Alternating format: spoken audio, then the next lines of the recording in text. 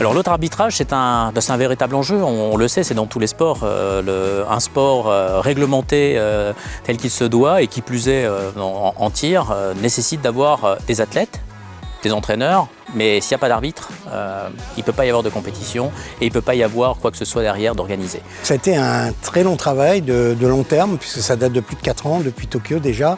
On a lancé une campagne de recrutement, et en particulier aussi chez les dames, parce qu'il y a à peu près 50% de dames également parmi les arbitres et les jurys.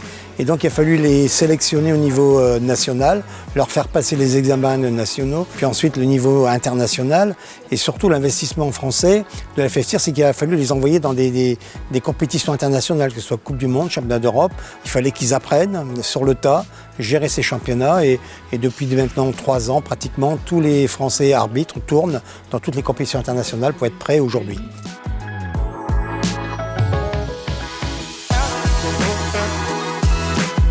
Déjà, il a fallu fournir une liste au CIO qu'on a établie avec Ghislaine, d'une quarantaine d'arbitres pour les JO et puis une trentaine pour le paratir. La sélection a été faite par rapport à leur connaissance sur un pas de tir lors des championnats de France. On a beaucoup de championnats de France et on peut avoir un panel très important pour faire un choix. Il fallait respecter un certain cahier des charges du CIO. Et à partir de là, donc, tous ces arbitres qui étaient pressentis ont travaillé, comme je disais, sur des compétitions en les affectant à des postes où ils vont être pendant les JO. Et donc là, sur cette semaine de répétition générale, ils sont sur les postes qui vont tenir pendant les JO. Pour être arbitre international, il faut d'abord être arbitre national et maîtriser l'anglais. C'est une obligation. Et ensuite, il y a différents niveaux pour passer arbitre international B et international A, avec des formations sur cible électronique et dans toutes les disciplines de pistolet, carabine qu'il peut y avoir.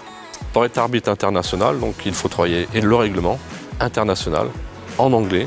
C'est le même règlement, mais tout se fait en anglais, plus l'aspect aussi un peu plus technique au niveau des cibles électroniques. Et une fois qu'on a ces examens, on continue la pratique au niveau européen ou mondial. La première chose que Paris 2024 demande, c'est l'anglais et la connaissance. Et puis bien sûr de participer à beaucoup de championnats de France, d'avoir une connaissance technique très très importante. On suit des formations organisées par la fédération française ou la fédération internationale, en fait avec des stages, des mises en situation. 15 minutes preparation on 30 time.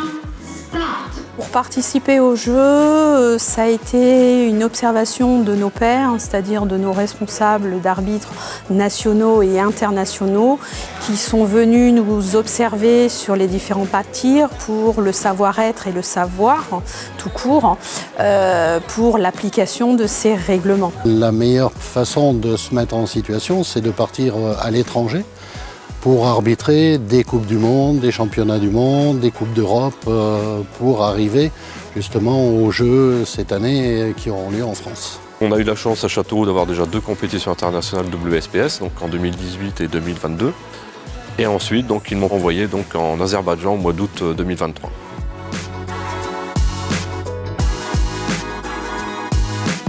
Au JO, il y aura 80% d'arbitres français, dont 2 dans l'Indre et 6 dans la région centre. Et donc ça doit représenter à peu près 37 arbitres nationaux et internationaux français qui seront donc sur les JO.